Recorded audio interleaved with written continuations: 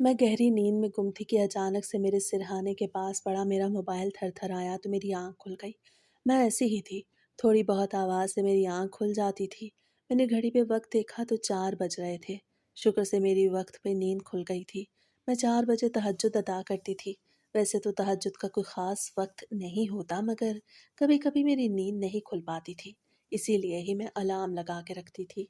मैंने मोबाइल उठाया और अलार्म ऑफ कर दिया, क्योंकि अब तो मैं उठ चुकी थी। मोबाइल को साइड टेबल पे रख के मैं फ़ौरन से उठी और वॉशरूम में घुस गई। टूटी भी मैंने बड़ी आहिस्ता से चलाई हुई थी, ताकि शोर ना हो और अहमद सुकून से सोता रहे। उसकी नींद बहुत कच्ची थी। छोटी मोटी आवाज़ों से वो उठ जाता था। मैं आहिस्ता आहिस्ता सारा काम कर रही थी, क्योंकि मैं उसको नहीं उठाना चाहती थी। मेरा सबसे छोटा बेटा अहमद हमारे पास ही सोता था, एक कमरे में। मैं और मुनीर अहमद के साथ सोते थे और दूसरे कमरे में दोनों बड़े बेटे सोते थे। माशाअल्लाह से मेरे 3 बेटे थे। मैं वज़ू करके अंदर आई तो मैंने कमरे में ही जाए नमाज़ बिछा ली। तहज्जुद अदा करने के बाद मैंने अल्लाह के हज़ूर हाथ उठाए और सबसे पहले अपने रब का शुक्र अदा किया। अल्लाह की दी गई इन तमाम नेमतों का शुक्र अदा किया, जिनकी शायद मेरी औकात ही नहीं थी। मेरे अल्लाह ने मुझे मेरी हैसियत से बढ़ के सब कुछ दिया था। एक तो मुझे मुनीर जैसा एक ऐसा हमसफ़र दिया, और दूसरा मुझे नेक बेटे दिए। मेरे घर में कोई परेशानी, कोई मुसीबत नहीं थी, और इस बात का मैं जितना शुक्र अदा करती, उतना कम था। अल्लाह ताला से शुक्र अदा करने के बाद मैंने ढेर सारी दुआएं मांगी, खैर और बरकत की, और फिर अपने हाथ अपने चेहरे पर फेर लिए। मुझे ऐसे महसूस हो रहा था कि जैसे मेरे पूरे जिस्म में सुकून की लहर दौड़ गई हो। नमाज से मुझे ऐसा सुकून मिलता था कि जैसे मेरी ज़िंदगी में कोई मसला ही ना हो। तहज्जुद अदा करने के बाद मैं फिर से आके लेट गई। नींद तो आ नहीं रही थी, क्योंकि जब ठंडे पानी के छींटे मेरे मुंह पे पड़े थे तो मेरी सारी नींद ही उड़ गई थी। लेकिन अभी भी मैं बिस्तर पे लेटी हुई थी। बिस्तर पे लेटे लेटे ही मैं बहुत सारी बातें सोचने लगी, मगर फिर अचानक से मेरे कानों में फजर की आज़ान की आवाज़ गूंजी। तो मुझे हैरत का झटका लगा, क्योंकि ना जाने मैं कितनी देर ऐसे ही सोचों में गुम लेटी रही थी। आज़ान हुई तो मैं फ़ौरन से उठ खड़ी हुई। मैंने मुनीर को उठाया और ख़ुद कमरे से बाहर आ गई। कमरे से बाहर आते ही मैं फ़ौरन से अब्दुल्ला और कादिर के कमरे की तरफ मुड़ गई, क्योंकि अभी मैंने उन्हें भी तो नमाज के लिए उठाना था। मेरे सारे बच्चे ही नमाज के पाबंद थे। बच्चों को नमाज के लिए उठाने के बाद मैं बाहर आ गई और फ़ौरन से बाथरूम में घुस गई। और फिर बाहर वॉश बेसिन पे मैंने वज़ू किया। तहज्जुद के वक्त तो मैं अंदर वाला वॉशरूम ही इस्तेमाल करती थी। वज़ू करने के बाद मैं कमरे में आ गई, और मुनीर भी वज़ू करके मस्जिद के लिए घर से निकल चुके थे। मस्जिद हमारे घर से ज़्यादा दूर नहीं थी, और ना ही बिल्कुल साथ थी। जाते जाते बस 4-5 मिनट तो लग ही जाते थे। और मेरे शौहर को तो आदत थी बाजमात मस्जिद में नमाज अदा करने की। मेरे शौहर बहुत ही नेक दिल और दीनदार इंसान थे। उन्होंने कभी भी नमाज कज़ा नहीं की थी, बल्कि पाँचों नमाजें वक्त पे अदा करते थे। मुनीर की इस आदत से तो मेरे बच्चे भी 5 वक्त के नमाजी हो गए थे। अहमद अभी छोटा था, लेकिन मुनीर, कादिर और अब्दुल्ला पे बड़ी सख्ती करते थे। उन्हें एक नमाज भी नहीं छोड़ने देते थे।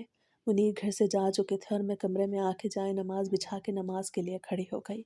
फजर की सुन्नतें पढ़ने के बाद मैंने तस्बीह पढ़ी। सुबहान अल्लाहि व बिहम्दिही, सुबहान अल्लाहिल अज़ीम व बिहम्दिही, अस्तगफिरुल्लाह।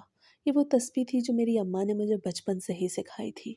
आप सल्लल्लाहु अलैहि वालिहि वसल्लम का फरमान है कि जो शख्स फजर की सुन्नतों के बाद ये तस्बीह पढ़ता है, उस पर रिज़्क़ की फरावानी होती है और उसके गुनाह माफ़ होते हैं। मेरी शुरू से ही आदत थी ये तस्बीह पढ़ने की, इसीलिए आज तक मैंने इसे नहीं छोड़ा था। सुन्नतों के बाद मैंने ये तस्बीह पढ़ी और फिर फ़र्ज़ नमाज के लिए उठ खड़ी हुई। जब मैंने नमाज पढ़ ली तो अल्लाह के हज़ूर हाथ उठा लिए। अल्लाह का ढेरों ढेर शुक्र अदा करने के बाद मैंने ढेर सारी अपने लिए और अपने बच्चों के लिए दुआएं की, और फिर अपने हाथ चेहरे पर फेर लिए। मेरा दिल सुकून से भर गया था। दुआ करने के बाद भी मैंने एक दफ़ा सजदा किया और फिर जाए नमाज फ़ोल्ड करके खड़ी हो गई। फिर कुरान पाक उठा के बेड पे बैठ गई। तिलावत वगैरह करने के बाद मैंने जल्दी जल्दी से कुरान पाक रखा और किचन की तरफ दौड़ी, क्योंकि अभी तक मैंने आटा भी नहीं गूंदा था और वक्त बहुत कम था। मैं कोई हाउस वाइफ नहीं थी, बल्कि एक टीचर थी। मुझे घर का काम करने के साथ साथ स्कूल भी जाना होता था। मैं जल्दी से किचन में आ गई और सबसे पहले मैंने आटा गूंद के स्लेब पे रख दिया। आटा रखने के बाद मैं फ़ौरन से किचन से बाहर निकल आई और अब्दुल्ला के कमरे की तरफ चल पड़ी। मैं देखना चाहती थी कि बच्चे तैयार हो भी रहे हैं कि नहीं। मेरे दोनों बड़े बेटे 9वीं क्लास में पढ़ते थे, लेकिन मेरा सबसे छोटा बेटा अभी 1 क्लास में ही था और जाता भी मेरे वाले स्कूल ही था। کمرے میں آئی تو دونوں بچے اپنے اپنے پلنگ پہ بیٹھے پڑھائی کر رہے تھے۔ عبداللہ بیٹا اسکول کے لیے تیار نہیں ہونا کیا؟ دیر ہو جائے گی۔ میں نے یہ کہا تو عبداللہ نے مجھے بتایا کہ امی آج ہمارا بہت ہی امپورٹنٹ ٹیسٹ ہے، تھوڑی دیر ریویژن کرنے کے بعد ہم تیار ہو جائیں گے، آپ جلدی سے ناشتہ بنائیں۔ اس نے یہ کہا تو میں فوراً سے کچن کی طرف آ گئی اور ناشتہ بنانے لگی۔ اپنے کپڑے تو میں نے رات میں ہی استری کر لیے تھے اور میرے دونوں بڑے بیٹے اپنے یونیفارم خود ہی استری کیا کرتے تھے۔ میں جلدی جلدی ہاتھ چلا رہی تھی۔ اچانک سے مجھے منیر کا خیال آیا تو مجھے حیرت ہوئی کیونکہ ابھی تک وہ مسجد سے واپس نہیں آئے تھے۔ پہلے تو کبھی وہ اتنی دیر نہیں لگاتے تھے۔ میں ابھی سوچ ہی رہی تھی کہ اچانک سے دروازہ کھلنے کی آواز آئی تو میرا سارا خدشہ ہی دور ہو گیا، کیونکہ میں نے کھڑکی سے جھانک کے دیکھا تو وہ منیر ہی تھے۔ وہ کمرے کی طرف جا رہے تھے کیونکہ ابھی انہیں بھی تو تیار ہونا تھا۔ ان کا بہت ہی اچھا کاروبار تھا جسے وہ خوب اچھے طریقے سے سنبھال رہے تھے۔ عبداللہ اور قادر تو دونوں خود بائک چلا کے جاتے، لیکن مجھے اور احمد کو منیر ہی اسکول کے لیے چھوڑ کے خود اپنے کام پہ چلے جاتے۔ ہمارا گھر صبح کے وقت تو بالکل ہی خالی ہو جاتا، لیکن شکر سے اتوار والے دن سبھی گھر پہ موجود ہوتے۔ میں نے جلدی جلدی ہاتھ چلایا اور ناشتہ تیار کر کے سب سے پہلے عبداللہ اور قادر کے کمرے میں دے آئی۔ وہ دونوں یونیفارم پہن کے کھڑے ناشتے کا انتظار ہی کر رہے تھے۔ ناشتہ دے کر میں فوراً سے کچن میں آئی اور خود جلدی جلدی ناشتہ کرنے لگی۔ جب میں نے ناشتہ کر لیا تو منیر اور احمد کا ناشتہ لے کے کمرے کی طرف ہی آ گئی۔ میں نے احمد کا لنچ باکس بھی تیار کر لیا تھا۔ احمد چھوٹا بچہ تھا، اسے دوپہر میں بھوک لگتی تھی، اسی لیے ہی میں اس کا لنچ ساتھ لے کے جاتی تھی۔ میں کمرے میں گئی تو منیر بالکل تیار کھڑے تھے، لیکن احمد ابھی تک سویا ہوا تھا۔ اسے تو اٹھانے کا خیال ہی مجھے نہیں آیا تھا۔ 7:30 بج رہے تھے اور 8 بجے تو اسکول جانا تھا۔ میں نے جلدی سے منیر کو ناشتہ دیا اور احمد کو اٹھا کے سب سے پہلے اسے واش روم لے گئی۔ احمد کا منہ ہاتھ دھلوا کے میں اسے کمرے میں لے آئی اور اسے یونیفارم پہنایا۔ احمد کو تیار وغیرہ کرنے کے بعد میں نے اسے ناشتہ کروایا۔ اسے بہت تھوڑا سا ناشتہ کیا تھا۔ وہ کہہ رہا تھا کہ اس کے سر میں تھوڑا بہت درد ہو رہا ہے اور اس کا کھانے پینے کا دل نہیں کر رہا۔ میرے زبردستی کرنے پہ ہی اس نے تھوڑا بہت کھانا کھا لیا تھا۔ سب کو میں ناشتہ دے چکی تھی اور رہ گئی تھی صرف اور صرف میری تیاری۔ منہ ہاتھ تو میں نے وضو کے وقت ہی دھو لیے تھے، اسی لیے میں دوبارہ منہ دھونے کے لیے نہیں گئی بلکہ کپڑے اٹھا کے باتھ روم میں گھس گئی۔ میں نے جلدی جلدی تیاری کی اور پھر تھوڑی ہی دیر میں منیر بائک نکال کے صحن میں کھڑے ہو گئے۔ عبداللہ اور قادر تو اسکول کے لیے نکل گئے تھے، اسی لیے تالا مجھے ہی لگانا تھا۔ احمد کو میں نے بائک پہ بٹھایا اور کمروں کو تالا وغیرہ لگانے کے بعد صحن کا تالا لگا کر بائک پہ بیٹھ کر میں اسکول کے لیے نکل پڑی۔ 8 تو مجھے گھر میں ہی بج گئے تھے۔ آج مجھے بڑا ڈر تھا کہ کہیں میڈم میری بےعزتی نہ کرے، کیونکہ اکثر ہی میں گھر کے کاموں میں لیٹ ہو جاتی۔ اسکول پہنچی تو میں نے سکھ کا سانس لیا کیونکہ ابھی اسمبلی ہو رہی تھی۔ میں جلدی سے جا کے اسمبلی میں کھڑی ہو گئی۔ احمد کو میں نے اس کی کلاس کی طرف بھیج دیا تھا۔ اسمبلی ہوئی تو میں بھی اپنے کلاس روم میں آ گئی۔ تھوڑی دیر میں بچے بھی کلاس روم میں آ گئے تو میں نے انہیں پڑھانا بھی شروع کر دیا۔ میں بھی بچوں کو پڑھا ہی رہی تھی کہ اچانک سے ایک چھوٹا بچہ میرے پاس آیا اور مجھے کہنے لگا، احمد کی ٹیچر آپ کو بلا رہی ہیں۔ مجھے حیرت ہو رہی تھی کہ آخر احمد کی ٹیچر مجھے کیوں بلائیں گی، لیکن پھر احمد کی طبیعت کا خیال آیا تو میں فوراً سے اٹھ کے احمد کی کلاس کی طرف چلی گئی۔ صبح بھی اس کی طبیعت تھوڑی سی خراب تھی، مجھے لگ رہا تھا کہ شاید اسی وجہ سے ہی بلایا ہوگا۔ لیکن جیسے ہی میں کمرے میں گئی تو احمد بینچ پہ سر رکھ کے سویا ہوا تھا۔ سبھی بچے پڑھ رہے تھے لیکن وہ آخر والے بینچ پہ سویا ہوا تھا۔ اسے اس طرح دیکھ کے تو میں اور پریشان ہو گئی۔ مس، احمد کو کیا ہوا ہے؟ یہ لیٹا ہوا کیوں ہے؟ اور آپ نے مجھے کیوں بلایا ہے؟ میں نے جاتے ساتھ ہی سوالات شروع کر دیے، لیکن مس نے مجھے بتایا کہ احمد کو تو بہت تیز بخار ہے۔ آخر میں اسے آج اسکول کیوں لائی ہوں؟ مجھے حیرت ہو رہی تھی کہ میں دوڑ کے احمد کے پاس گئی کیونکہ صبح تو اس کی طبیعت زیادہ خراب نہیں تھی، بس وہ کہہ رہا تھا کہ اس کے سر میں تھوڑا تھوڑا سا درد ہو رہا ہے۔ مگر جیسے ہی میں اس کے پاس گئی اور اس کے ماتھے پہ ہاتھ رکھا تو میرا ہاتھ ہی جل گیا۔ اس کا ماتھا بخار سے تپ رہا تھا۔ مجھے کچھ سمجھ نہیں آ رہی تھی کہ اب میں کیا کروں، کیونکہ وقت سے پہلے تو میں اسکول سے گھر نہیں جا سکتی تھی۔ میں احمد کو اپنی کلاس روم میں لے آئی۔ چھٹی کا وقت ہوا تھا تو میں نے منیر کو کال کر دی۔ منیر ہی مجھے پک اینڈ ڈراپ کرتے تھے۔ منیر جیسے ہی باہر گیٹ پہ آئے تو میں احمد کو اٹھا کے باہر آ گئی۔ اس کو اٹھایا دیکھا تو منیر بھی حیران ہونے لگے۔ جاتے ساتھ انہوں نے مجھ سے سوال بھی کر دیا، روبینہ، احمد کو کیا ہوا؟ تم نے اسے اٹھایا ہوا کیوں ہے؟ اس کی طبیعت تو ٹھیک ہے نا؟ منیر نے یہ کہا تو میں نے بھی انہیں سب سچ بتا دیا۔ منیر، احمد کی طبیعت ٹھیک نہیں ہے، صبح تو اس کی طبیعت زیادہ خراب نہیں تھی، اس نے بس یہی کہا تھا کہ اس کے سر میں درد ہے، لیکن اب تو یہ بخار سے تپ رہا ہے۔ میں تو کہتی ہوں گھر جانے کے بجائے پہلے سے ڈاکٹر کے پاس لے جاتے ہیں، یہ نہ ہو کہ اس کی طبیعت مزید خراب ہو جائے۔ میں نے جیسے ہی یہ کہا تو منیر اور زیادہ پریشان ہو گیا اور ہم دونوں میاں بیوی احمد کو ڈاکٹر کے پاس لے گئے۔ ڈاکٹر نے بتایا کہ اسے تیز بخار ہو رہا ہے۔ انہوں نے کچھ ادویات لکھ کے دیں جو ہم نے میڈیکل سٹور سے لینی تھی۔ احمد کو میں نے ابھی بھی اٹھایا ہوا ہی تھا۔ راستے سے منیر نے میڈیکل سٹور سے دوائیاں لیں اور ہم گھر کے لیے نکل پڑے۔ گھر آئی تو میرا جسم تھکاوٹ سے چور ہو رہا تھا۔ عبداللہ اور قادر بھی گھر واپس آ چکے تھے۔ آج وہ ہم سے گھر پہلے واپس آئے تھے کیونکہ ہم احمد کو ڈاکٹر کے پاس جو لے گئے تھے۔ جاتے ساتھ ہی میں نے احمد کو کمرے میں لٹا دیا اور فوراً سے کپڑے تبدیل کر کے کچن میں آ گئی کیونکہ کھانا بھی تو بنانا تھا۔ ہمارے گھر میں سبھی کو تازہ کھانا کھانے کی عادت تھی، اس لیے میں دوپہر میں بھی کھانا تازہ ہی بناتی تھی۔ سالن تو صبح والا ہوتا تھا لیکن روٹیاں تازی بناتی تھی۔ میں نے فریج سے آٹا نکالا اور اس کے پیڑے بنا کے رکھ دیے۔ تھوڑی دیر توا گرم ہوا اور پھر میں نے پہلی روٹی بھی ڈال دی۔ جلدی جلدی روٹی بنا کے میں بچوں کے کمرے میں دے آئی۔ احمد کے لیے میں نے دلیا بنا لیا تھا، پھر اپنی اور منیر کی روٹی لے کے اپنے کمرے میں آ گئی۔ احمد تو روٹی کھانے سے منع کر رہا تھا۔ ڈاکٹر نے کہا تھا کہ ابھی وہ کوئی ہلکی پھلکی سی غذا ہی کھائے۔ میں نے منیر کو روٹی دی تو وہ بھی کھا کے فوراً سے گھر سے نکل پڑے۔ منیر کی یہی روٹین تھی کہ مجھے اور احمد کو گھر چھوڑنے کے بعد پھر سے اپنے کام پہ چلے جاتے تھے۔ اس طرح انہیں ریسٹ کا وقت بھی مل جاتا تھا اور گھر سے کھانا وغیرہ بھی وہ کھا لیتے تھے۔ میں نے بڑی مشکل سے احمد کو تھوڑا بہت دلیا کھلایا تاکہ وہ بھوکے پیٹ نہ رہے۔ کھا تو وہ بالکل بھی نہیں رہا تھا، مگر میں نے زبردستی اسے تھوڑا بہت کھلا لیا۔ اسے کھلانے کے بعد اس کے ماتھے پر پانی کی ٹھنڈی پٹیاں رکھی کیونکہ یہ بھی ڈاکٹر نے ہی مجھے کہا تھا۔ وہ سکون سے سو رہا تھا۔ میرے پاس بھی ابھی کوئی کام نہیں تھا، اسی لیے میں چارپائی پہ لیٹ گیا تاکہ کچھ دیر آرام کر لوں۔ میرا سب اب تھوڑا تھوڑا درد کرنے لگا تھا لیکن یہ تھکاوٹ کی وجہ سے تھا اور مجھے آرام کرنا بہت ضروری تھا۔ آرام کرتے کرتے مجھے نیند آ گئی اور مجھے پتہ ہی نہ لگا۔ اس وقت تو میں کمر سیدھی کرنے کے لیے ہی لیٹی تھی لیکن مجھے نیند آ گئی۔ جب میری آنکھ کھلی تو شام کے 5 بج گئے تھے۔ میں جلدی سے اٹھی اور فوراً سے صحن میں آ گئی۔ وضو وغیرہ کرنے کے بعد میں جائے نماز بچھا کے بیٹھ گئی کیونکہ عصر کی نماز کا وقت تھا۔ نماز ادا کرنے کے بعد میں پھر سے اپنے کمرے میں آ گئی تاکہ احمد کو دیکھ سکوں۔ احمد کے ماتھے پہ ہاتھ رکھا تو مجھے کچھ اطمینان ہوا۔ اس کا بخار اب تھوڑا اتر چکا تھا۔ وقت بڑی تیزی سے گزرتا جا رہا تھا۔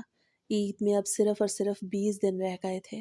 ابھی تک ہم نے عید کی شاپنگ نہیں کی تھی اور نہ ہی ابھی تک کوئی جانور خریدا تھا۔ روز کے معمول کے مطابق ہی میرے دن اور رات گزر رہے تھے۔ ایک منٹ کے لیے بھی مجھے بیٹھنا نصیب نہیں ہوتا تھا۔ صبح سے شام تک میں بس کام ہی کرتی رہتی۔ ایک ٹیچر کے لیے اسکول کے ساتھ ساتھ گھر کے کام کرنا بہت مشکل ہوتا ہے، جیسے میرے لیے مشکل تھا، لیکن پھر بھی اللہ کے شکر سے میں گھر کے سارے کام خود ہی کرتی تھی اور مجھے گھر کے کام کرنا بہت پسند بھی تھا۔ میں نے عورتوں کی طرح بالکل بھی نہیں تھی جو یہ کہتی ہیں کہ جب ہم کما رہے ہیں تو پھر گھر کا کام کیوں کریں، بلکہ مجھے تو گھر کا کام کرنا بہت ہی اچھا لگتا تھا۔ میں نوکری کے ساتھ ساتھ گھر کا کام بھی کرتی تھی۔ ایک دن جب میں اسکول سے گھر لوٹی تو معمول کے مطابق کپڑے تبدیل کر کے فوراً سے کچن کی طرف چل پڑی کیونکہ ابھی میں نے کھانا بنانا تھا۔ میں کچن میں کھڑی کھانا ہی بنا رہی تھی کہ اچانک سے عبداللہ میرا موبائل اٹھا کے کچن میں آیا اور کہنے لگا کہ نانی اماں کی کال آ رہی ہے۔ نانی اماں کا سن کے تو میرا چہرہ خوشی سے دمک اٹھا۔ اماں سے کتنے دنوں سے میری بات نہیں ہوئی تھی۔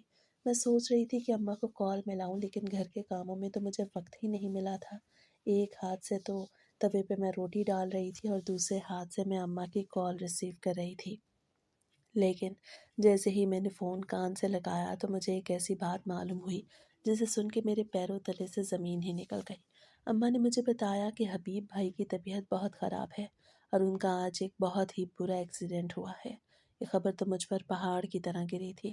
میں نے جلدی جلدی کھانا بنایا اور عبداللہ سے کہا کہ وہ مجھے ماموں کے گھر چھوڑ آئے۔ منیر کو بھی میں نے کہہ دیا تھا کہ میں شام کو لوٹوں گی۔ منیر کام کے لیے گھر سے نکل گئے تھے اور عبداللہ کے ساتھ میں اپنے بھائی کی طرف آ گئی تھی۔ حبیب بھائی کی حالت دیکھ کے تو میرا دل مٹھی میں ہی آ گیا۔ ان کی ٹانگوں پہ بہت ہی زیادہ چوٹیں آئی تھیں اور وہ تو چل بھی نہیں پا رہے تھے۔ یہ تو شکر تھا کہ ان کی جان بچ گئی تھی اور زیادہ نقصان نہیں ہوا تھا۔ محلے کے سب لوگ بھی حبیب بھائی کو پوچھنے کے لیے آ رہے تھے، اس لیے مجھے گھر آنے کا وقت ہی نہ ملا اور شام ہو گئی۔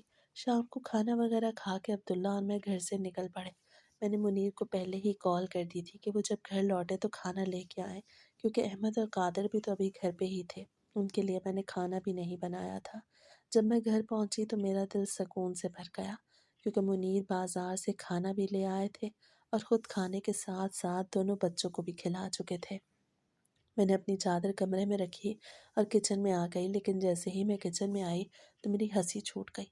किचन में तो उधम मचा हुआ था। कोई 600 बर्तन मुनीर ने इस्तेमाल किए थे, जो सारा सिंक भरा हुआ था। स्लेब भी बहुत गंदी हुई थी, कहीं कुछ गिरा हुआ था तो कहीं कुछ, लेकिन यह शुक्र था कि मुनीर ने बच्चों को टाइम पे खाना दे दिया था। मैंने अपने बाजू फोल्ड कर लिया और बर्तन धोने के लिए सिंक पे खड़ी हो गई। बर्तन धोते धोते तो मुझे काफ़ी वक्त लग गया। सिंक भरा हुआ था।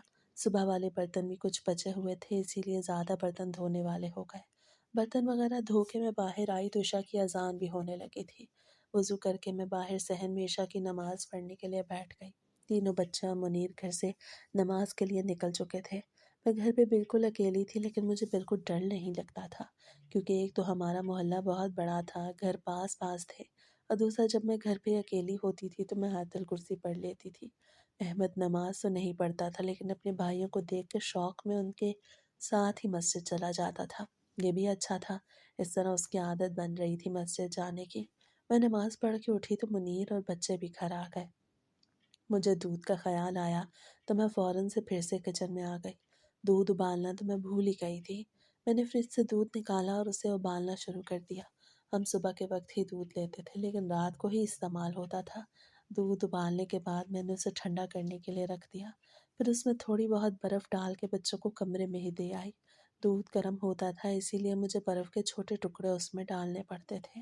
बहुत ज़्यादा गर्मियाँ तो नहीं थी, लेकिन फिर भी गर्म दूध ज़्यादा अच्छा नहीं लगता था।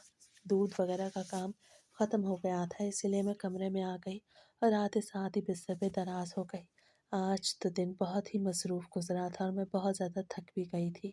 जैसे ही मैंने आँख बंद की तो मुझे फ़ौरन से नींद भी आ गई, क्योंकि आज तो मैंने दोपहर में भी आराम नहीं किया था और भाई की तरफ चली गई थी।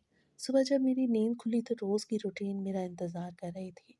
मामूल के मुताबिक सब काम करने के बाद मैं स्कूल के लिए निकल गई, लेकिन जब स्कूल से वापस आई तो मेरी खुशी और भी बढ़ गई। मेरा छोटा भाई मेरे घर आया हुआ था।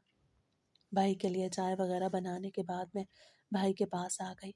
अभी तक मुझे मालूम नहीं हुआ था कि हसीब क्या करने के लिए आया है, लेकिन जैसे ही मैं हसीब के पास बैठी तो उसने मुझे गोश्त का शॉपर दिया और कहने लगा कि हबीब भाई के लिए सदका किया है और ऊँट ज़िबा किया है।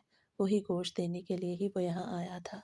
ऊँट का गोश्त तो मुनीर को बहुत ज़्यादा पसंद था, और वैसे भी मुझे भी बहुत अच्छा लगता था। उसका जायका दूसरे गोश्त से ज़्यादा मुख्तलिफ होता था। थोड़ी देर तो हसीब के साथ बातें होती रहीं, लेकिन फिर वो ये कह के उठ गया कि उसने अभी और जगहों पे जाना है। मैं अभी गोश्त उठा के कमरे की तरफ जाने ही लगी थी कि मुनीर ने मुझे रोक लिया और कहने लगे कि बेगम, आज ऊँट का गोश्त ही बना लो, बड़ा दिल कर रहा है खाने का। मुनीर गोश्त देख चुके थे, मुझे पहले ही उम्मीद थी कि वो ज़रूर ये कहेंगे कि आज ये बना लें। मैंने उनकी ख्वाहिश का एहतराम करते हुए आज वही गोश्त का सालन बना लिया। मुझे ये तो पता था कि बच्चा ये गोश्त नहीं खाएगा, लेकिन फिर भी मैंने मुनीर की ख्वाहिश का एहतराम करते हुए उनके लिए और अपने लिए गोश्त का सालन बना लिया था। बच्चों के लिए मैंने अंडों का सालन बनाया था। उस वक्त मुनीर काम के लिए घर से चले गए, लेकिन जब वो वापस आए तो गोश्त का सालन बना देख के बहुत खुश हुए। मगरिब के वक्त जब से नमाज़ पढ़ लेते थे तो हम दस्तरखान लगाते थे। आज भी जब मुनीर और बच्चे नमाज़ पढ़ के घर आए तो मैंने दस्तरखान लगा दिया। बच्चों को तो ऊँट का गोश्त बिल्कुल भी पसंद नहीं था और ना ही उन्होंने खाया था, लेकिन मैंने और मुनीर ने ऊँट का गोश्त ही खाया था। मैंने बड़े अच्छे तरीके से गोश्त बनाया था। मुनीर भी बड़ी तारीफ़ कर रहे थे। सबने खाना खा लिया तो मैंने बर्तन वगैरह समेटे और किचन की तरफ आ गई। देर काफ़ी हो गई थी, अभी ईशा की अज़ानें भी दूर-दूर से हो रही थीं। मैंने सारे मैले बर्तन सिंक पे रख दिए। मैं किचन से बाहर आई ताकि और बर्तन उठा सकूं कि अचानक से मुझे मुनीर घर से बाहर जाते हुए दिखाई दिए। मुझे हैरत हो रही थी। आज तो उन्होंने वज़ू भी नहीं किया था और नमाज के लिए कैसे जा रहे थे। मैंने उन्हें पीछे से आवाज़ दी तो वो रुक गए। क्या हुआ है रुबीना, क्यों रोक लिया तुमने मुझे? पीछे से? मैंने तुम्हें कितनी दफ़ा कहा है कि मुझे पीछे से आवाज़ मत दिया करो। मुनीर मुझसे नाराज़ हो रहे थे। मेरी बात तो सुने, आज आपने वज़ू क्यों नहीं किया और नमाज के लिए भी जा रहे हैं? मैंने कहा तो वो ठंडी आह भरने लगे। रुबीना, तुम्हें क्या हो गया है? मगरिब का वज़ू मैंने किया तो था, अभी तक मेरा वज़ू बरकरार है, इसीलिए ही मैं नमाज के लिए जा रहा हूँ। उन्होंने ये कहा तो मुझे हैरत का झटका लगा। आप ये क्या कह रहे हैं? आप ऊँट का गोश्त खाने के बाद वज़ू क्यों नहीं कर रहे? آپ صلی اللہ علیہ وآلہ وسلم کا فرمان ہے کہ اونٹ کے گوشت کے بعد وضو کرنا بہت ضروری ہوتا ہے اگر نماز پڑھنی ہو تو، اور آپ تو بغیر وضو کے ہی نماز کے لیے جا رہے ہیں۔ میں نے یہ کہا تو وہ حیرت سے مجھے دیکھنے لگے۔ روبینہ، تم اپنی طرف سے فتوے نہ لگاؤ، ایسی کوئی بات نہیں ہوتی، میں نے صرف کھانا ہی تو کھایا ہے اور کھانا کھانے سے وضو نہیں ٹوٹتا، اور ویسے بھی میں نے کلی کر لی تھی۔ اب مجھے مزید باتوں میں نہ الجھاؤ، یہ نہ ہو کہ میری جماعت ہی چھوٹ جائے۔ اور ہاں، عبداللہ اور قادر کو بھی نماز کے لیے بھیجو، روزانہ ہی دیر سے آتے ہیں۔ وہ یہ کہے کہ فوراً سے گھر سے باہر نکل گئے۔ مجھے بہت حیرت ہو رہی تھی کہ آخر ہاں، عبداللہ اور قادر کو بھی نماز کے لیے بھیجو، روزانہ ہی دیر سے آتے ہیں۔ وہ یہ کہہ کے فوراً سے گھر سے باہر نکل گئے۔ مجھے بہت حیرت ہوئی کہ آخر وہ میری بات سمجھ کیوں نہیں رہے۔ وہ تو یہ بات ایسے سمجھ رہے تھے جیسے میں نے خود سے گھڑ لی ہو، حالانکہ یہ حدیث مبارکہ میں نے پڑھا تھا کہ اونٹ کے گوشت کے بعد اگر ہم نماز کے لیے جانا چاہتے ہیں تو وضو کرنا بہت ضروری ہوتا ہے، چاہے آپ کا وضو پہلے ہو یا نہ ہو۔ لیکن اب انہیں کون سمجھا تھا، وہ میری بات بالکل بھی نہیں مان رہے تھے۔ ویسے تو میرے شوہر بہت اچھے تھے، بہت دیندار تھے، 5 وقت کے نمازی تھے، اور کبھی بھی انہوں نے میری بات کو رد نہیں کیا تھا، مگر کبھی کبھی وہ اپنی ضد پہ اڑ جاتے تھے، جیسے آج وہ ضد پہ اڑ گئے تھے۔ میرے لاکھ سمجھانے کے باوجود بھی انہوں نے میری ایک نہیں مانی اور بغیر وضو کے ہی نماز کے لیے گھر سے نکل پڑے۔ وقت تو جیسے پر لگا کے اڑتا جا رہا تھا۔ اب اس واقعے کو پورا 1 ہفتہ ہو گیا تھا۔ ایک دن جب میں اسکول سے واپس آئی تو منیر ضد کرنے لگے کہ آج بھی جو گوشت بچا ہوا ہے وہی بنا لوں۔ اس دن بچوں کے لیے گوشت نہیں بنایا تھا، اسی لیے کچھ بچ گیا۔ میں نے سوچا آج کچھ اور بنا لیں گے، لیکن منیر نے مجھے آج بنانے کا کہا تو مجھے ان کی بات ماننا پڑی، اور ویسے بھی میں زیادہ دن اسے فریج میں نہیں رکھنا چاہتی تھی، اس لیے میں نے آج ان کی فرمائش پہ اونٹ کا گوشت پکا لیا۔ بچوں کے لیے بے شک مجھے الگ سے سالن بنانا پڑا، مگر میں نے گوشت کا سالن بھی ساتھ بنایا۔ کھانا وغیرہ کھا کے آج بھی جب وہ نماز کے لیے جانے لگے تو انہوں نے بالکل وضو نہ کیا۔ میں نے آج پھر سے انہیں روک لیا، وہ بغیر وضو کے ہی نماز کے لیے جا رہے تھے۔ آپ کہاں جا رہے ہیں؟ آپ کو میری بات سمجھ کیوں نہیں آتی؟ جب حدیث مبارکہ میں یہ بات ثابت ہے کہ اونٹ کا گوشت کھانے کے بعد وضو کرنا بہت ضروری ہے تو پھر آپ کیوں نہیں کرتے؟ آخر آپ کو ہو کیا گیا ہے؟ میں نے اس بار تھوڑے سخت لہجے میں کہا، کیونکہ پچھلی دفعہ بھی انہوں نے میری ایک نہیں سنی تھی۔ روبینہ، اپنی طرف سے باتیں نہ لگاؤ، مجھے اچھے سے پتا ہے دین میں کیا ہے اور کیا نہیں۔ کھانا کھانے سے وضو نہیں ٹوٹتا، اور میں نے مغرب میں وضو کیا تھا، ابھی تک میرا وضو برقرار ہے، میں نماز کے لیے جا رہا ہوں۔ آج بھی وہ میری بغیر کوئی بات سنے گھر سے نکل چکے تھے۔ مجھے ان پہ غصہ آ رہا تھا، وہ میری ایک بھی بات نہیں مان رہے تھے، حالانکہ میں نے انہیں حدیث کا حوالہ بھی دیا تھا۔ وہ تو اپنے علم پہ ہی اڑے ہوئے تھے کہ وہ سب جانتے ہیں، حالانکہ وہ اس بارے میں بالکل بھی نہیں جانتے تھے۔ اگر وہ جانتے ہوتے تو پھر اس پہ عمل کرتے۔ میرے لاکھ سمجھانے کے باوجود آج بھی انہوں نے میری ایک نہ مانی۔ اب میں کیا ہی کر سکتی تھی؟ وقت بڑی تیزی سے گزرتا جا رہا تھا۔ اب عید میں صرف اور صرف 10 دن رہ گئے تھے۔ ابھی تک ہم نے عید کا جانور نہیں خریدا تھا۔ آج اتوار کا دن تھا اور اسکول سے چھٹی تھی۔ سب سے پہلے میں نے ناشتہ بنایا اور بچوں کو ناشتہ دیا۔ خود ناشتہ کرنے کے بعد ہی میں نے گھر کی صفائی شروع کی۔ باہر صحن وغیرہ میں جھاڑو لگانے کے بعد ہی میں کمرے کی صفائی کرتی تھی، کیونکہ ڈسٹنگ وغیرہ بھی تو مجھے کرنی پڑتی تھی۔ اس طرح اگر میں صحن کا جھاڑو دیر سے دیتی تو پھر دھوپ زیادہ ہو جاتی اور گرمی میں مجھ سے جھاڑو نہیں لگایا جاتا، اسی لیے سب سے پہلے میں صحن کا جھاڑو ہی لگاتی۔ صحن کا جھاڑو وغیرہ لگانے کے بعد جب میں کمرے میں گئی تو منیر تیار ہو رہے تھے۔ مجھے حیرت ہو رہی تھی کہ آخر آج وہ کہاں جا رہے ہیں، کیونکہ اتوار کے دن تو بھی وہ کام پہ نہیں جاتے تھے۔ منیر، آپ کہاں جا رہے ہیں؟ میں نے بیڈ کی چادر ٹھیک کرتے ہوئے منیر سے پوچھا تو وہ اس بات میں سر ہلانے لگے۔ انہوں نے ابھی تک اپنے منہ سے کوئی لفظ ادا نہیں کیا تھا۔ منیر کہاں جا رہے ہیں؟ میں اب ان سے کہاں جانے کا پوچھ رہی تھی تو انہوں نے مجھے بتایا کہ وہ قربانی کا جانور دیکھنے کے لیے نصیر بھائی کے ساتھ جا رہے ہیں۔ مجھے حیرت ہو رہی تھی کہ آخر اس وقت وہ کیوں جا رہے ہیں، کیونکہ منڈی تو صبح صبح ہی لگتی تھی۔ منیر، آپ لوگ اس وقت کیوں جا رہے ہیں؟ وہاں منڈی پہ جانور بھی نہیں ہوں گے اب تو، آپ لوگوں نے صبح کے وقت جانا تھا نا۔ میں سمجھ رہی تھی کہ شاید وہ منڈی جا رہے ہیں۔ نہیں روبینہ، ہم لوگ منڈی پہ جانور دیکھنے نہیں جا رہے، بلکہ نصیر بھائی کے جاننے والوں کے گھر اونٹ کھڑا ہے۔ نصیر بھائی کہہ رہے تھے کہ وہی لے لیتے ہیں، 7 لوگ مل کے ہی اس کی قربانی کر لیں گے۔ میں نے بھی حامی بھر لی، بکری وغیرہ لینا سے بہتر ہے کہ بندہ اونٹ میں حصہ ملا لے۔ کیا کہتی ہو تم؟ وہ اب جواب دینے کے ساتھ ساتھ مجھ سے میری رائے بھی مانگ رہے تھے۔ جی، آپ کو جیسے بہتر لگے آپ وہی کر لیں۔ چلیں پھر ٹھیک ہے، اگر نصیر بھائی اونٹ کا کہہ رہے ہیں تو اونٹ میں ہی حصہ ملا لیتے ہیں۔ ہمیں تو کوئی مسئلہ نہیں۔ میں نے اپنی رضامندی دی تو منیر تیار ہو کے فوراً ہی گھر سے نکل پڑے اور میں اپنے گھر کے کاموں میں مصروف ہو گئی۔ جب منیر گھر واپس آئے تو ان کے چہرے پر اطمینان تھا، وہ چہرے سے خوش بھی دکھائی دے رہے تھے۔ شام کا جب کھانا دسترخوان پہ لگا تو میں نے باتوں باتوں میں ان سے پوچھ لیا کہ آخر پھر قربانی کے جانور کا کیا بنا؟ تو منیر نے مجھے بتایا کہ بات تو بن گئی ہے لیکن ابھی پیسوں کا کچھ پتہ نہیں کہ کتنے لگتے ہیں۔ اللہ کرے سب ہمارے بجٹ میں ہی ہو۔ منیر نے پیسوں کا کہا تو میں نے انہیں تسلی دی کہ جو ہوگا بہتر ہی ہوگا۔ وقت تو جیسے پر لگا کے اڑتا جا رہا تھا۔ عید میں بہت کم دن رہ گئے تھے۔ ابھی تک میں نے نہ ہی اپنے کپڑے خریدے تھے اور نہ ہی بچوں کے۔ منیر اپنا سوٹ تو لے آئے تھے لیکن ابھی بچوں کے کپڑے خریدنے تھے۔ ایک دن جب میں اسکول سے واپس آئی تو میرا ارادہ بن گیا کہ بازار چلے جاتے ہیں۔ میں نے منیر کو کام پہ جانے سے روک لیا اور احمد کو ساتھ لے کے بازار کے لیے نکل آئے۔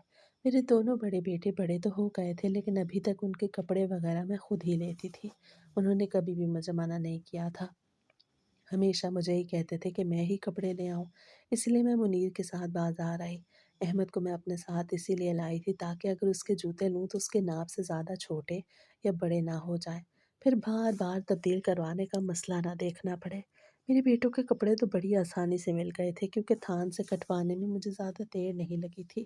مردوں کے کپڑے تو ویسے بھی آسان ہوتے ہیں، رنگ دیکھا اور پھر کٹوا لیا۔ مجھے اپنے کپڑوں کی بڑی پریشانی ہو رہی تھی کہ آخر میں کیسے کپڑے لوں۔ جو مجھے پسند آ رہے تھے وہ بجٹ سے زیادہ تھے اور جو مجھے پسند نہیں تھے وہی میرے بجٹ میں تھے۔ میں تو کشمکش میں پڑ گئی۔ پھر بالآخر مجھے تھوڑا مناسب سوٹ مل گیا تو میں نے فوراً سے خرید بھی لیا۔ مجھے اپنا سوٹ ڈھونڈتے ڈھونڈتے کافی وقت لگ گیا تھا۔ اب تو شام بھی ہونے لگی تھی اور ہم شکر سے گھر کے لیے نکل آئے۔ ابھی تو گھر جا کے کھانا بھی بنانا تھا۔ جیسے ہی میں گھر گئی تو برقع اتار کے فوراً سے کچن میں آ گئی اور کھانا بنانے لگی۔ کھانا وغیرہ بنا کے میں نے نماز پڑھ لی اور پھر دسترخوان پہ کھانا لگا لیا۔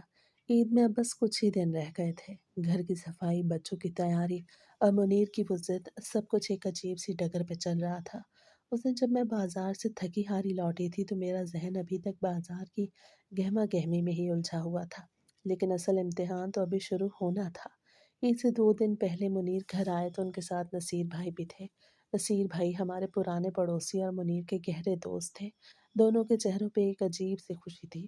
منیر نے شہر میں داخل ہوتے ہی اونچی آواز میں کہا، روبینہ مبارک ہو، اونٹ کا سودا پکا ہو گیا ہے، کل شام تک جانور گلی میں پہنچ جائے گا۔ میں نے کچن سے ہی جواب دیا، ماشاء اللہ، اللہ قبول فرمائے۔ لیکن میرے دل کے کسی کونے میں ایک وہم سا بیٹھ گیا، وہی اونٹ کا گوشت اور وہی منیر کی پرانی بحث۔ اگلے دن عصر کے وقت گلی میں شور مچ گیا۔ احمد دوڑتا ہوا اندر آیا، مما مما اونٹ آ گیا، جلدی دیکھے کتنا بڑا ہے۔ میں باہر نکلی تو دیکھا کہ ایک عظیم الشان اونٹ گلی کے موڑ پہ کھڑا تھا، جس کی گردن اونچی تھی اور وہ بڑے وقار سے ادھر ادھر دیکھ رہا تھا۔ منیر اسے رسی سے پکڑ کے ہمارے دروازے کے پاس لے آئے اور وہیں مضبوطی سے باندھ دیا۔ محلے کے بچوں کا رش بند گیا، کوئی اسے چارہ ڈال رہا تھا تو کوئی دور سے ایک کھڑا ڈر رہا تھا۔ منیر بہت فخر سے سب کو اونٹ کی خوبیاں بتا رہے تھے۔ رات کو جب ہم سب دسترخوان پہ بیٹھے تو منیر نے مجھ سے کہا، روبینہ کل عید ہے، قربانی کے بعد پہلا گوشت اونٹ کا ہی بنے گا، تم نے اپنی تمام مہارت دکھانی ہے۔ میں نے مسکرا کے سر ہلا دیا لیکن خاموشی سے دعا مانگی کہ یا اللہ اس بار منیر میری بات مان لے اور وضو کی کوتاہی نہ کرے۔ عید کی صبح بہت مصروف تھی۔ نماز عید کے بعد قربانی کا مرحلہ شروع ہوا۔ اونٹ کی قربانی ایک بڑا کام تھا۔ قصائیوں کی ٹیم آئی، منیر اور بڑے بیٹے عبداللہ اور قادر بھی وہیں موجود تھے۔ میں گھر کے اندر گوشت کی تقسیم کے لیے شاپر تیار کر رہی تھی۔ دوپہر تک گوشت کے ڈھیر لگ گئے۔ عید کی گہما گہمی میں وقت کا پتہ ہی نہ چلا۔ شام ہوئی تو منیر نے گوشت کا ایک خاص حصہ لا کے کچن میں رکھا، یہ لو روبینہ، اسے ابھی پکاؤ، میں عشاء کی نماز کے بعد ٹھنڈے دل سے کھاؤں گا۔ میں نے گوشت دھویا، مسالے تیار کیے اور ہانڈی چولہے پہ چڑھا دی۔ جیسے جیسے گوشت گل رہا تھا اس کی بھینی بھینی خوشبو پورے گھر میں پھیل رہی تھی۔ احمد بار بار کچن میں آتا اور پوچھتا، مما کب بنے گا، مجھے بہت بھوک لگی ہے۔ کھانا تیار ہوا تو عید کی تھکاوٹ کے باوجود ہم سب دسترخوان پہ اکٹھے ہوئے۔ منیر نے بسم اللہ پڑھی اور بڑے شوق سے کھانا شروع کیا۔ واہ روبینہ، تم نے تو کمال کر دیا، واقعی اونٹ کے گوشت کا اپنا ہی ذائقہ ہے۔ میں نے دیکھا کہ وہ بہت شوق سے کھا رہے تھے۔ میں نے مناسب موقع پا کے بہت دھیمے لہجے میں کہا، منیر آپ کو یاد ہے نا کہ اونٹ کا گوشت کھانے کے بعد وضو ٹوٹ جاتا ہے، ابھی عشاء کی اذان ہونے والی ہے، آپ پلیز آزاد نہ کریے گا اور تازہ وضو کر لیجیے گا۔ انہوں نے لقمہ توڑا اور میری طرف عجیب نظروں سے دیکھنے لگے۔ تم پھر سے شروع ہو گئی؟ دیکھو میں نے مغرب کے لیے وضو کیا تھا اور میرا وضو ابھی تک نہیں ٹوٹا۔ کھانا کھانے سے وضو کیسے ٹوٹ سکتا ہے؟ یہ صرف ایک وہم ہے تمہارا۔ میرا دل بیٹھنے لگا۔ میں نے کہا یہ میرا وہم نہیں، یہ حدیث مبارکہ ہے۔ رسول اللہ صلی اللہ علیہ وآلہ وسلم سے جب پوچھا گیا کہ کیا ہم اونٹ کا گوشت کھا کے وضو کریں تو آپ نے فرمایا ہاں۔ جب بکری کے گوشت کے بارے میں پوچھا گیا تو آپ نے اختیار دیا۔ یہ اللہ کے نبی کا حکم ہے، اس میں کوئی نہ کوئی حکمت ضرور ہوگی۔ انہوں نے ہاتھ دھوئے اور تولیے سے پونچھتے ہوئے بولے، میں ایک دیندار آدمی ہوں ربینہ، میں نماز کی اہمیت جانتا ہوں، تو مجھے مت سکھاؤ، میں کلی کر لوں گا، وہی کافی ہے۔ یہ کہہ کے وہ کمرے سے باہر نکل گئے۔ عشاء کی اذان کی آواز فضا میں گونجی تو میرے دل کی دھڑکن تیز ہو گئی۔ انہوں نے عبداللہ اور قادر کو آواز دی اور وہ تینوں مسجد کی طرف روانہ ہو گئے۔ میں جائے نماز پہ بیٹھی تو میرا جی چاہ رہا تھا کہ میں روں۔ مجھے ایک عجیب سا خوف محسوس ہو رہا تھا، جیسے کچھ برا ہونے والا ہو۔ میں عشاء کی نماز پڑھ کے ابھی مصلی پہ ہی بیٹھی تھی اور تسبیح پڑھ رہی تھی کہ اچانک باہر گلی میں کسی کے بھاگنے کی آواز آئی۔ شور مچ رہا تھا۔ میرا دل زور زور سے دھڑکنے لگا۔ ابھی میں اٹھنے ہی والی تھی کہ ہمارے صحن کا دروازہ زور سے کھلا اور ایک چھوٹا لڑکا بکھلایا ہوا اندر داخل ہوا۔ چچی، منیر چچا کو کچھ ہو گیا ہے، وہ مسجد میں گر گئے ہیں۔ میرے پیروں تلے سے زمین نکل گئی۔ میں نے دوپٹہ سنبھالا اور ننگے پاؤں میں ہی باہر کی طرف دوڑی۔ مسجد ہمارے گھر سے چند منٹ کی دوری پہ تھی، لیکن مجھے وہ راستہ میلوں لمبا محسوس ہو رہا تھا۔ جب میں مسجد کے دروازے پہ پہنچی تو وہاں لوگوں کا ایک ہجوم تھا۔ شور مچا ہوا تھا، پانی لاؤ، راستہ دو، اسے ہو کیا گیا ہے؟ میں نے ہجوم کو چیر کے اندر دیکھا۔ منیر مسجد کے فرش پہ پڑے ہوئے تھے۔ ان کا جسم لرز رہا تھا اور ان کے منہ سے جھاگ نکل رہی تھی۔ ان کی آنکھیں پتھرا گئیں اور وہ بے ہوشی کی حالت میں عجیب و غریب آوازیں نکال رہے تھے۔ عبداللہ اور قادر ان کے پاس بیٹھے رو رہے تھے۔ منیر، منیر، میں نے پکارا لیکن ان پہ کوئی اثر نہ ہوا۔ محلے کے ایک بزرگ چچا فضل جو بہت پرہیزگار انسان تھے وہیں کھڑے تھے۔ انہوں نے میری طرف دیکھا اور ان کی آنکھوں میں ایک عجیب سا دکھ تھا۔ بیٹی یہ پہلی صف میں نماز کے لیے کھڑے ہوئے تھے۔ ابھی تکبیر کہی ہی تھی کہ اچانک زور سے چیخے اور پیچھے کی طرف گر پڑے۔ ہم انہیں فوراً قریبی ہسپتال لے گئے۔ ڈاکٹروں نے ایمرجنسی میں داخل کیا اور معائنہ شروع کیا۔ میں باہر کوریڈور میں بیٹھی توبہ استغفار کر رہی تھی۔ قادر نے مجھے بتایا، ماما، ابا جب نیت باندھ رہے تھے تو ان کا چہرہ اچانک سرخ ہو گیا، جیسے ان کا دم گھٹ رہا ہو۔ ڈاکٹر باہر آئے تو ان کے چہرے پہ حیرت تھی۔ دیکھیے بظاہر انہیں کوئی جسمانی بیماری نہیں، نہ بی پی کا مسئلہ ہے نہ شوگر کا، لیکن ان کا اعصابی نظام بری طرح متاثر ہوا ہے۔ ایسا لگ رہا ہے جیسے کوئی شدید اندرونی دباؤ یا کوئی شوق لگا ہو۔ ہم نے انہیں سکون کا انجیکشن دے دیا ہے، صبح تک ہوش آ جائے گا۔ پوری رات میں نے ہسپتال کے فرش پہ بیٹھ کے گزاری۔ صبح جب انہیں ہوش آیا تو ان کی آنکھیں خالی خالی سی تھیں۔ وہ چھت کو تک رہے تھے۔ میں ان کے قریب گئی اور ان کا ہاتھ تھاما۔ جیسے ہی انہوں نے مجھے دیکھا ان کی آنکھوں سے آنسو جاری ہو گئے۔ وہ کچھ بولنا چاہ رہے تھے لیکن آواز نہیں نکل رہی تھی۔ تھوڑی دیر بعد جب وہ سنبھلے تو انہوں نے جو بتایا اسے سن کے میرے رونگٹے کھڑے ہو گئے۔ وہ کہنے لگے، روبینہ، جب میں مسجد میں کھڑا ہوا تو میرا دل بوجھل ہو رہا تھا۔ جیسے ہی میں نے اللہ اکبر کہا مجھے ایسے لگا جیسے میرے چاروں طرف آگ لگ گئی ہے۔ میرا دم گھٹ رہا ہے۔ مجھے ایسے محسوس ہو رہا تھا کہ جیسے کسی نے میرا گلا دبا دیا ہے۔ میں نے بھاگنے کی کوشش کی لیکن میرے پاؤں زمین میں دھس گئے۔ پھر مجھے کچھ یاد نہ رہا۔ وہ زاروں قطار رو رہے تھے۔ میں کتنا جاہل تھا۔ میں نے اپنی عقل کو اللہ کے نبی کے حکم سے بڑا سمجھا۔ میں نے سوچا کہ میں تو نمازی ہوں، میں تو نیک ہوں، مجھے کیا ہوگا؟ لیکن میں بھول گیا کہ اطاعت ہی اصل بندگی ہے۔ میں نے انہیں تسلی دی، منیر، اللہ بہت غفور رحیم ہے۔ اس نے آپ کو ایک موقع دیا ہے تاکہ آپ اپنی اصلاح کر سکیں۔ یہ اس کی طرف سے ایک اشارہ تھا تاکہ ہم سب سبق حاصل کریں۔ ہسپتال سے گھر آنے کے بعد منیر بالکل بدل گئے۔ انہوں نے سب سے پہلے غسل کیا اور رو رو کے اللہ سے معافی مانگی۔ انہوں نے نصیر بھائی اور مسجد کے امام صاحب کو بھی بلایا اور ان کے سامنے اپنی غلطی کا اعتراف کیا۔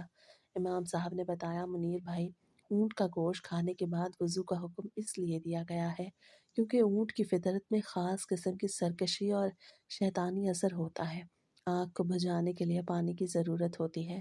اسی طرح اونٹ کے گوشت سے پیدا ہونے والی اس سرکشی کو ختم کرنے کے لیے اللہ نے وضو کا حکم دیا ہے۔ یہ انسانی عقل سے بالا تر باتیں ہیں، ہمیں بس حکم ماننا چاہیے۔ عید کے باقی دن ہم نے بہت ساتھ کے اور خشوع خضوع سے گزارے۔ وہ اب وہ انسان نہیں رہے تھے جو اپنی بات پہ اڑ جاتے تھے۔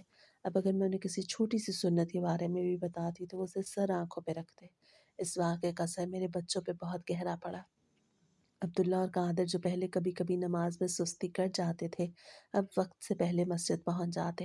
گھر کا ماحول جو پہلے صرف دکھاوے کی دینداری تک محدود تھا، اب حقیقت میں سنت نبوی کے نور سے منور ہو گیا۔ وقت گزرتا گیا لیکن وہ رات ہمارے ذہنوں میں نقش ہو گئی۔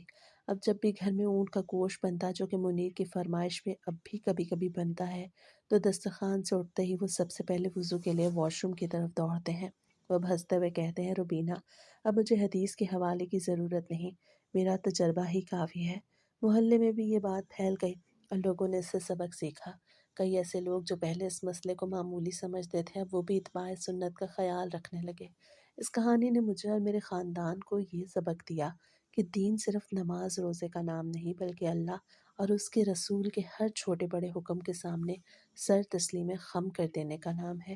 ہم انسان اکثر اپنی ادھوری عقل کے بل بوتے پہ دین کی تشریح کرنا چاہتے ہیں، لیکن حقیقت یہ ہے کہ ہماری فلاح صرف اور صرف سنت رسول کی پیروی میں ہے۔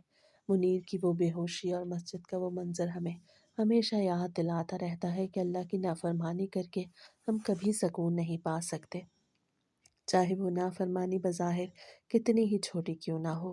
آج میرا گھر سکون کا گہوارہ ہے۔ منیر اب نہ صرف ایک اچھے شوہر اور باپ ہیں، بلکہ ایک سچے مومن کی طرح زندگی گزار رہے ہیں۔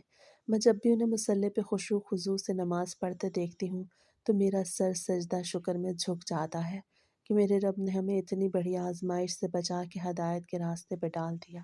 یہ کہانی صرف ایک قصہ نہیں ہے، بلکہ ہر اس انسان کے لیے نصیحت ہے جو اللہ کے احکامات میں کیوں اور کیسے تلاش کرتا ہے۔